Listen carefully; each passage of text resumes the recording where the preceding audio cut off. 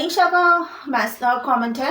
तनीषा ने लिखा था, आपका पति कितना बेशर्म है और आपके ससुराल वाले निर्लज किस्म के लोग हैं। लगता है ये लोगों की कोई इज्जत नहीं है, तभी अपने घर की बहू को नहीं ले जा रहे हैं।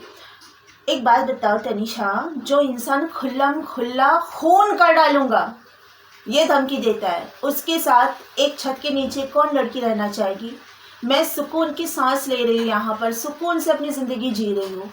वो लेके जाना चाहेगा भी ना, मैं वहाँ तो नहीं जाऊँगी, क्योंकि मुझे सबसे प्यारी अगर कुछ है तो मेरी ज़िंदगी। कोई मुझे मार डाले, देखो मौत आनी है सबको, एक दिन सबने मरना है, लेकिन इस तरह नहीं, किसी से मर्डर होके नहीं।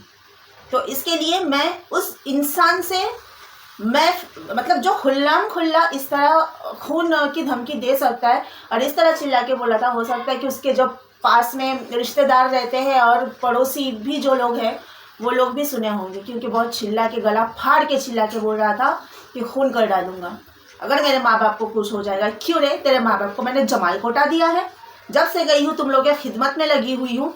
टाइम पे खाना, टाइम पे नाश्ता, हमेशा उसकी माँ मुझ पर चिल्लाए ना, इसलिए हमेशा डरी हुई सी रहना। हाँ, कुछ हो जाए तो खून कर डालूंगा।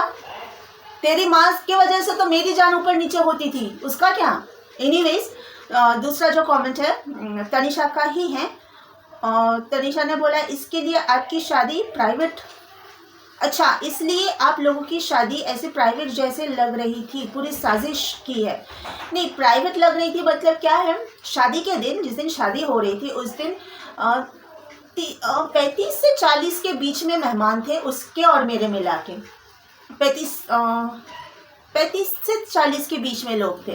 तो ज़्यादा लोग उस दिन थे नहीं, क्योंकि देखो मेरे तरफ के जितने पहचान वाले हैं ना, सब मुंबई में है। मेरे फ्रेंड्स, मेरे जो भी पहचान के लोग, अगर मुंबई में शादी होती तो मेहमान बहुत होते मेरे तरफ से। अब कोलकाता में इतना कोई है नहीं, गिने चुने मेरे कुछ रिलेटिव्स थे, कुछ रिलेटिव्स है जिनसे हम लोग बातचीत करते नहीं है, तो वो लोग शादी में आए नहीं थे, हमने बुलाया भी नहीं था, हमारे तरफ के जो रिश्तेदार हैं।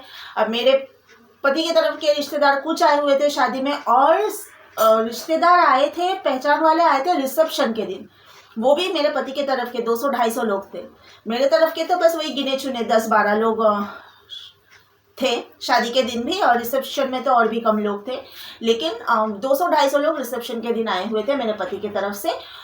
उस दिन काफ़ी लोग थे, प्राइवेटली भले ही, मतलब मंदिर में शादी हुई थी, मंदिर में एक वो शादी के लिए स्पेशल जगह बुक किया हुआ था, वो भी मेरे पति जाके ही, मेरे पति के मासी, मतलब मेरी मासी सास, उनके बेटे और बहू, ये लोग शायद, जहाँ तक मुझे जानकारी है, ये लोग जाके मंदिर में बात करके आए थे, क्योंकि जो पंडित वहाँ पे हमारी शादी करवाया था वो मेरे मासी सास के जो बेटे बहू है ना, उनके जानकार पहचान वाला है। तो इस हिसाब से ये लोग जाके सब कुछ फाइनल करके आए थे। अब देखो, मंदिर में शादी होगा ये इनका प्लान था, मंदिर में जाके बातचीत करके सब कुछ बुक करके आना, ये सब इन लोगों ने किया। बाद में अभी बोलता है, मुझे वाया खबर आई है कि शादी मंदिर में हुई है तो हम शादी को नहीं मानते। शादी मंदिर में तय कौन किया था? तुम ही लोगों ने किया था ना, तो अब क्यों तुम नहीं मानते? अगर नहीं मानते हो तो शादी के बाद मुझे घर में कैसे लेके गए? फिर जिस चीज़ को तुम मानते हो लीगल, वही पहले लीगल करवाते ना शादी को, तुम्हारे हिसाब से जो शादी लीगल है वो करवाते, उसके बाद विदाई करके मुझे लेके जाते ना। सब कुछ तो तुम लोग कर चुके हो मेरे साथ, हम बिस्तर हो चुके हो मेरे साथ, रूम शेयर कर चुके हो, बेड शेयर कर चुके हो, मेरे साथ घर बसा चुके हो अपने घर में लेके जाके। अब तुम बोल रहे हो क्योंकि मंदिर में शादी हुई है तो तुम शादी को नहीं मानते हो, तो सब कुछ तुम्हारे हिसाब से चलेगा? कानून नाम की भी कोई चीज़ है कि नहीं? बोलो कानून के सामने। एक मेरे पहचान वाले ने सुना और बोला, अगर ये जज के सामने खड़ा होकर बोलेगा ना कि ये शादी मंदिर में हुई है तो हम नहीं मानते, सीधा जज बोलेगा इसको डालो अंदर। इसकी इतनी हिम्मत? शादी तेरी ही मर्जी से हुई, तेरे ही वजह से मंदिर में हुई, तूने चाहा, सब कुछ तुम लोगों के मुताबिक होने के बावजूद अब तुम बोल रहे हो कि हम नहीं मानते हैं। मतलब एक इंसान क्रिमिनल है उस घर में ना, सारे के सारे लोग क्रिमिनल है। एक बंदा गलत हो सकता है, लेकिन उसे समझाने वाला भी तो कोई होगा ना कि सही चीज़ समझाए, लेकिन कोई भी नहीं है उस घर में, सब क्रिमिनल है।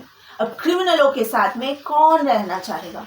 रहना तो मैं क्रिमिनलों के साथ चाहती नहीं हूँ, लेकिन ये भी साफ है कि अगर उसने दूसरी औरत लाने के लिए सोचा भी, और अगर मुझे पता चलेगा तो सही, पता मुझे खबर देने वाले लोगों की कमी नहीं है, मुझे पता चल, अभी भी कुछ चीज़ें पता चल जाती है तो मैं सामने वाले को बोलती हूँ नॉट इंटरेस्टेड, मुझे ये सब बताओ मत, ठीक है। अब जब इंटरेस्ट वाली बात अगर मुझे पता चलेगी उस दिन उनकी शामत आई।